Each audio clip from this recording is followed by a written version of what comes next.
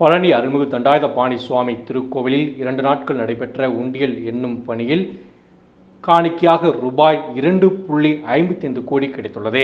செவ்வாய்க்கிழமை இரவு 7:30 மணியளவில் கிடைக்கப்பட்ட தகவலின்படி பழனி அருள்மிகு தண்டாயுதபாணி சுவாமி கோவிலுக்கு விடுமுறை காரணமாக பக்தர்கள் வருகை அதிகரித்தது.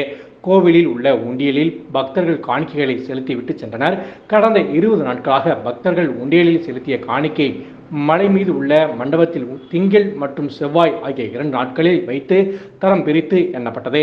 அதில் 2,55,37,740 ரூபாய் கிடைத்துள்ளது. தங்கம் 965 கிராமும், வெள்ளி 29.158 கிராமும் கிடைத்தது.